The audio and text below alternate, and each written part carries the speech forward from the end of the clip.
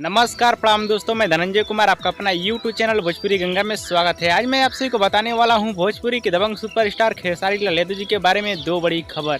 हाँ तो दोस्तों, इस वीडियो को लास्ट तक देखते रहें और जो लोग मेरे चैनल को भी तो सब्सक्राइब नहीं किए हैं वो लोग कर लें, क्योंकि हमारे चैनल पर भोजपुरी का हर खबर सबसे पहले आता है। इससे पहले आप सभी को बता देना चाहता हूँ भोजपुरी के दबंग स्टार खेसारी लाल यादव जी की पहली बड़ी खबर के बारे में। पहली बड़ी खबर है कि भोजपुरी के दबंग स्टार खेसारी लाल यादव जी का एक बहुत ही जबरदस्त और कमाल का चैता गाना आने वाला है, जिस गाने का नाम है के करी मुलायम। खेसारी लाल यादव जी के इस वीडियो गाने को रिलीज किया जाएगा 14 तारीख को एंगल म्यूजिक के YouTube चैनल पे। बताया जा रहा है कि भोजपुरी के दबंग स्टार खेसारी लाल यादव जी का चैता गाना के करी मुलायम, ये गाना बहुत ही कमाल का गाना होने वाला है। अब चलिए आप सभी को बता देना चाहता हूँ भोजपुरी के दबंग स्टार खेसारी लाल यादव जी की दूसरी बड़ी खबर के बारे में, जो कि बहुत ही ब्लास्ट और शानदार गाने का रिकॉर्डिंग हुआ है। कल भोजपुरी के दबंग स्टार खेसारी लाल यादव जी अपने इंस्टाग्राम के माध्यम से लाइव आए थे। उन्होंने बताया कि मेरे एक बहुत ही जबरदस्त और हाई लेवल गाने का रिकॉर्डिंग हुआ है, जिस गाने को गाए हैं भोजपुरी के दबंग स्टार खेसारी लाल यादव और प्रियंका सिंह ने। बताया जा रहा है कि भोजपुरी के दबंग स्टार खेसारी लाल यादव जी का ये गाना बहुत ही कमाल का और जबरदस्त और हाई लेवल का वीडियो गाना होने वाला है, जो कि भोजपुरी दर्शकों को काफी ज्यादा पसंद भी आने वाला है। हाँ तो चलिए दोस्तों, आप सभी को बता देना चाहता हूँ भोजपुरी के दबंग स्टार खेसारी लाल यादव जी का ये हाई लेवल गाना आप लोगों के बीच कब तक आने वाला है और किस चैनल से आने वाला है। खेसारी लाल यादव जी का नया हाई लेवल का गाना आने वाला है सारेगामा हम भोजपुरी के YouTube चैनल से, जो कि अगले महीने रिलीज किया जाएगा। और गाने को गाए हैं भोजपुरी के दबंग स्टार खेसारी लाल यादव और प्रियंका सिंह ने। हाँ तो दोस्तों, हमारे इस वीडियो को आप लोग पूरा देखना, तभी आप लोगों को पूरी बात समझ में आएगी। और दोस्तों, भोजपुरी के दबंग स्टार खेसारी लाल यादव जी का वीडियो पसंद है तो ज्यादा लाइक करे, कमेंट करे, शेयर करे, सब्सक्राइब करे। धन्यवाद दोस्तों।